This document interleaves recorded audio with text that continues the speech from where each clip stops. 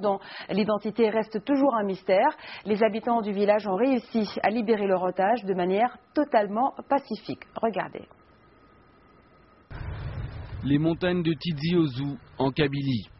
Une région où ces dernières années les enlèvements sont en hausse. Plus de 50 ont été enregistrés depuis 4 ans. À chaque fois, une rançon est payée pour obtenir la libération des otages. Dernièrement, c'est le propriétaire d'un hôtel de ce village qui a été kidnappé. Abdallah a été enlevé ici. Quand on a appris ça, on s'est réunis pour nous concerter et décider de ce qu'il fallait faire pour libérer l'otage et puis le ramener à sa famille sain et sauf. Car cette fois, tout le monde ici en a assez.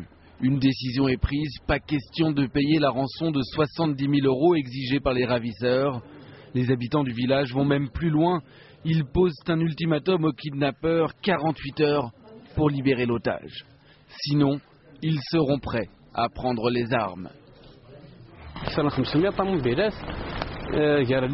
Nous avons formé un convoi de 500 voitures et nous avons patrouillé là où les ravisseurs sont censés se trouver.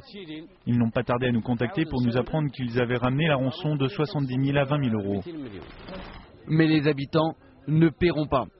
À la place, ils envoient l'imam local négocier. Résultat, les ravisseurs finissent par céder.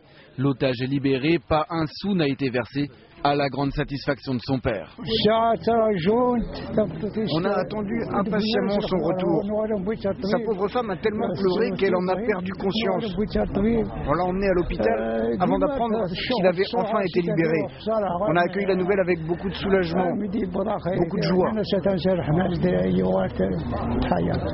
Très vite, cette affaire fait le tour du pays, car c'est une première. Le pouvoir algérien en fait même un exemple. Depuis plusieurs semaines, Alger milite devant le Conseil de sécurité des Nations Unies pour le vote d'une résolution.